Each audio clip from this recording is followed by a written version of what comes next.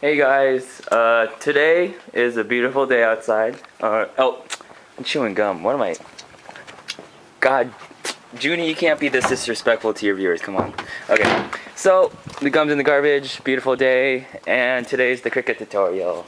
But you guys know me. I always do an intro, and I learned something new over this past week, and I thought I should show you guys. Except I don't know what to use to show you my new talent. Okay, so I have these 3 pairs of shoes. And actually, they're just 3 shoes. They're not pairs. And are you guys ready? Cause I'm ready. Are you sure you're ready? Are you sure? Are you sure? And you better not be saying no, cause that'd be so uncool. Are you sure you're ready? Are you sure? Yeah, yeah. Are you psyched? Cause I'm psyched. I'm definitely psyched. Oh my god. Okay. Watch. Okay.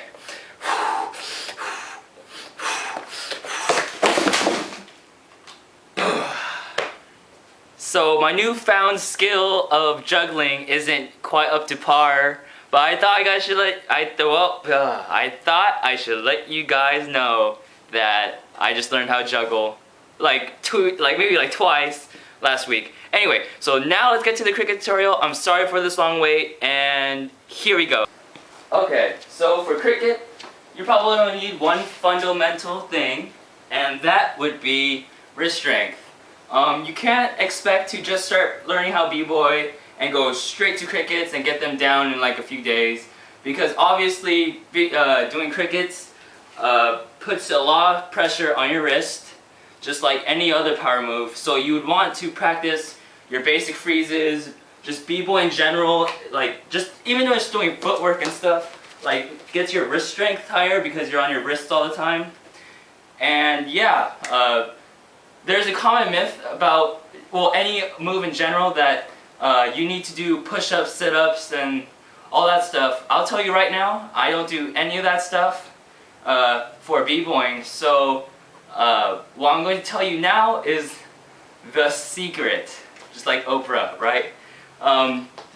For all the people that think you need to do sit-ups and push-ups, you don't necessarily need to, because if you want to get the strength for, say, air chair, right? Because you're saying you need to do tons of push-ups to help you with your air chair strength. All of that may be true, but the most effective way to actually practice a move and get strength for a move is actually do the move itself.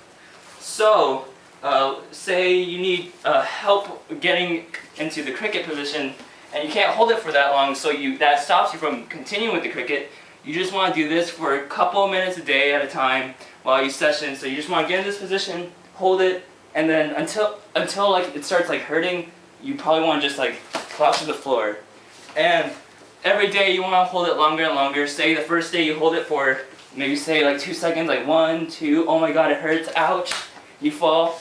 Then the next day you come back to it, and you're here, 1, 2, 3, and you fall.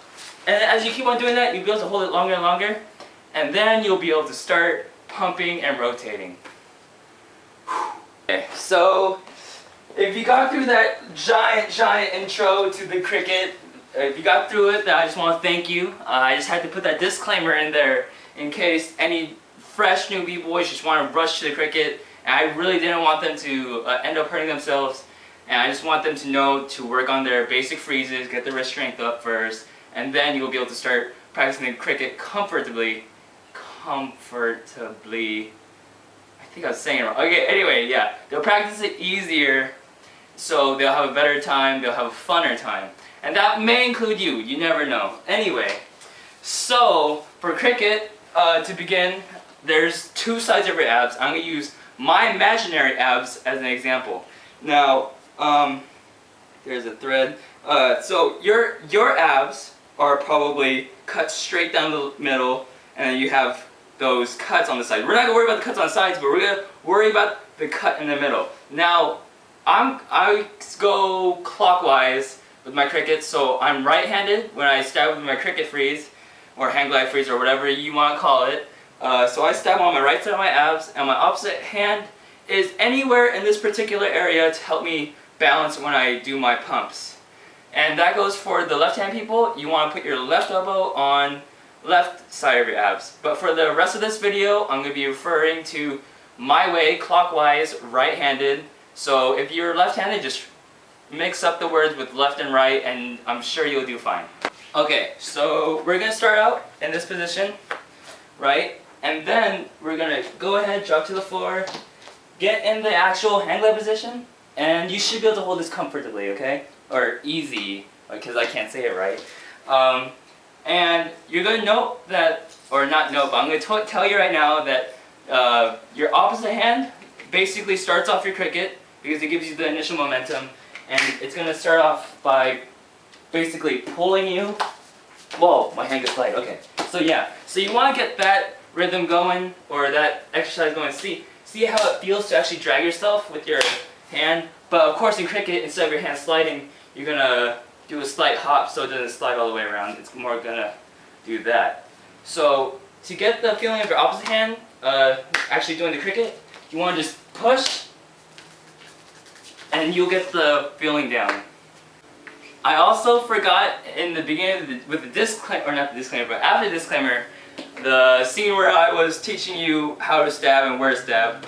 With your stabbing hand, you probably want your hand in the 6 o'clock position, as in, it's not going to be stabbed like this, because you know that would just be wrong. It can be stabbed like this at times. I'll admit, sometimes in the cricket my hand does get a little sideways, but in the beginning you probably want your hand in the 6 o'clock position, because the 6 o'clock position allows you to get more of a rotation while you're pulling, and then you could compensate for your hand twisting too much. You just hop and you reset it and you get to spin more. So yeah, you just want to make sure, if maybe this might be your problem while you're watching this video, you want to make sure your hand is in the 6 o'clock position, because when you spin, you have more time to go around, and then when you hop, it resets at 6, so you have more time to go around. Okay, so now that we know to put our stabbed hand in the 6 o'clock position, and that we know how to pull, we're gonna put those two together, and we should get something like this. So we're here, we pull, but then when you get to here, you're either gonna have a choice to just spin with your hand, or you have a chance to actually pump. Now, in this case, we're going to pump, but you're also probably wondering, how do you pump? Or you might not just be wondering, you might just already be like, heck, it's just pumping. But I thought I should just let you know how I went through it. When I was learning how to cricket,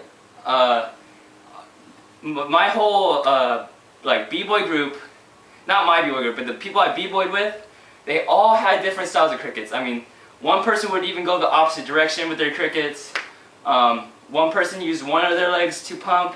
One person used both of their legs to pump, which I do too. And it's more of a trial and error thing. It's not something I could teach you directly through the camera, but you're going to just have to try these different ways to pump and see which one you like the best. Now for the sake of the video, I'm only going to show you 2 ways to pump, because I can only effectively do 2 ways of pumping. Actually, make that 1 way, I could kind of do the second way effectively.